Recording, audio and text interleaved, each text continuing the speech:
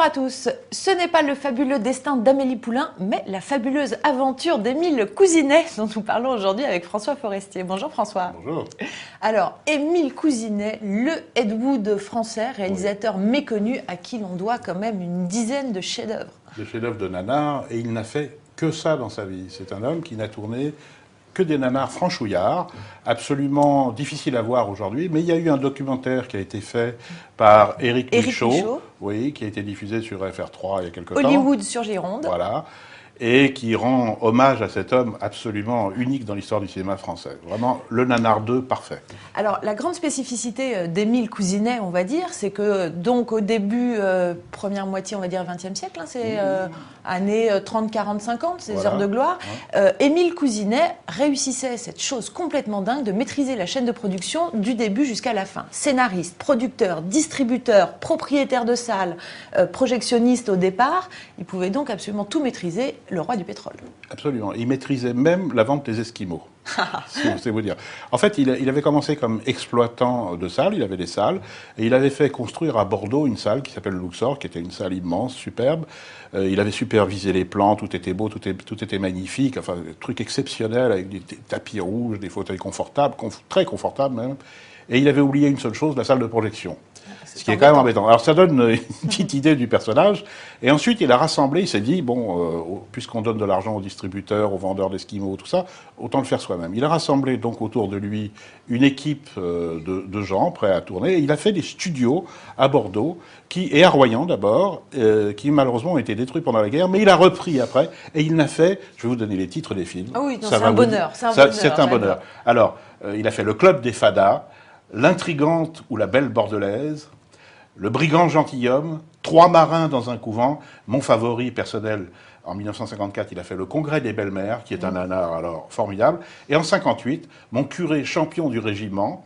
Alors vous imaginez, en 58, c'est quand même les débuts de la nouvelle vague, tout ça. Il y a un type qui fait des films, Mon curé champion du régiment. La famille Cucurou aussi. Voilà, la famille Cucurou. Alors il y a des anecdotes célèbres sur le personnage.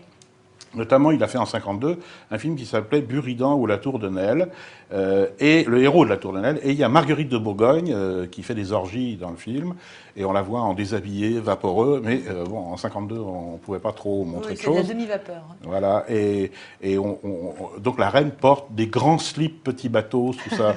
Enfin, c'est déjà formidable. Ça, moi, j'aime beaucoup. Ensuite, il y a une deuxième anecdote que j'adore, qui est Sergio Leone, qui était son assistant. Et, non crédité au générique. Qui commençait un petit peu dans le cinéma. Et Émile Couzinet lui a dit, voyant que ce garçon n'arrivait à rien, lui a dit, vous ne ferez jamais de cinéma. C'était un visionnaire.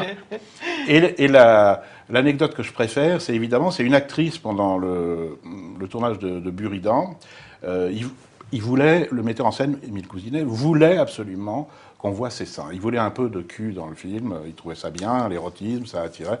À l'époque, c'était compliqué. Ouais. Et donc, l'actrice a demandé 20 000 francs pour montrer ses seins. Énorme à l'époque. Ce qui était beaucoup. Il faut dire qu'elle avait des seins conséquents. Conséquents.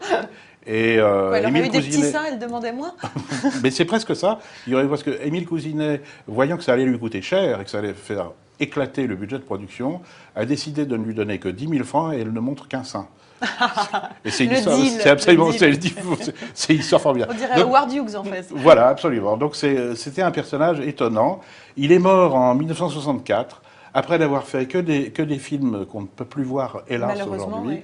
On en trouve de temps en temps dans les cinémathèques et tout, mais vraiment, il faut avoir vu Le Congrès des Belles-Mères, 3 jours de bringue à Paris, Le curé de Saint-Amour. C'est des films bas de plafond comme on n'imagine pas. Les scénarios, on a l'impression que c'est écrit sur un bout de papier à cigarette zigzag, et les acteurs font à peu près n'importe quoi. Le titre que je préfère, moi, c'est Quand tu tues. Quand tu tues. Quand tu tues. Mais il aimait beaucoup. Voilà, il aimait beaucoup les allitérations, et sa devise dans les cinémas et dans la vie, c'était on y rit.